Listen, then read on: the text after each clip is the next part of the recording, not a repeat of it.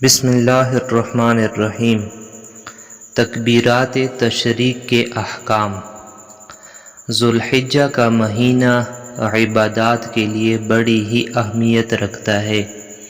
اس میں قربانی اور حج جیسی عظیم عبادات کے ساتھ ساتھ ایک اہم عبادت تکبیرات تشریق کی بھی ہے، جس سے اللہ تعالیٰ کی عظمت اور بڑائی کا بخوبی اظہار ہوتا ہے اور اللہ کی محبت اور عظمت بھی دلوں میں اجاگر ہوتی ہے۔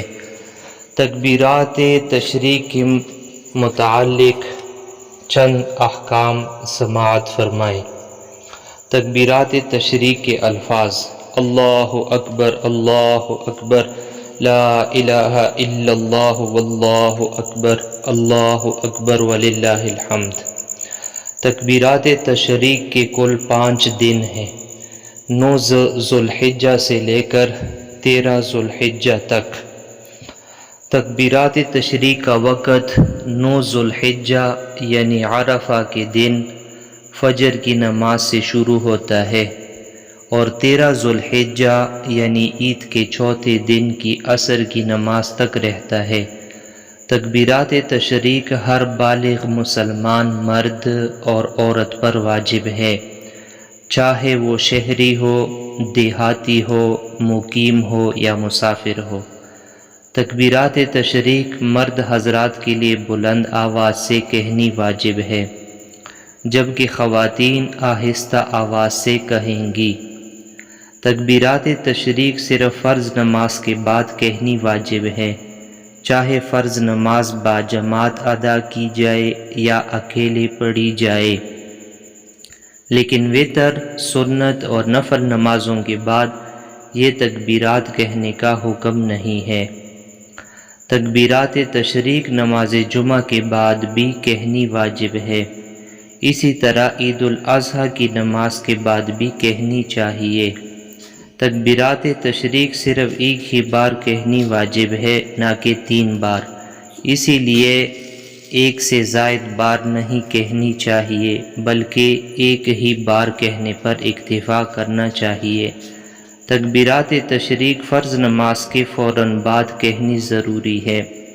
اگر کسی نے یہ تکبیرات فرض نماز کے فوراً بعد نہیں کہی تو اپنی جگہ بیٹھے بیٹھے جب بھی یاد آئے تو تکبیرات کہہ دے، بشرطے کہ اس نے کوئی ایسا کام نہ کیا ہو جس سے نماز ٹوٹ جاتی ہے۔ لیکن اگر اس نے بات چیت کر لی، وضو توڑ دیا یا کوئی اور ایسا کام کیا جس سے نماز ٹوٹ جاتی ہے تو اب ان تکبیرات کا وقت باقی نہیں رہا اور نہ ہی ان کی قضا ہو سکتی ہے، بلکہ ایسی صورت میں اس کوتاہی پر استغفار کرنا چاہیے۔ البتہ اگر نماز کے فوراً بعد کسی شخص کا وضو خود بخود ٹوٹ جائے تو ایسی صورت میں اسی حالت میں تکبیرات کہہ دینی چاہیے۔ البتہ اگر وہ وضو کر کے آئے اور یہ تکبیرات کہہ دے تب بھی درست ہے۔ جس شخص سے امام کے ساتھ کچھ رکعتیں نکل چکی ہو تو وہ بھی امام کے سلام کے بعد اپنی بقیہ نماز پوری کرنے کے بعد یہ تکبیرات کہے گا۔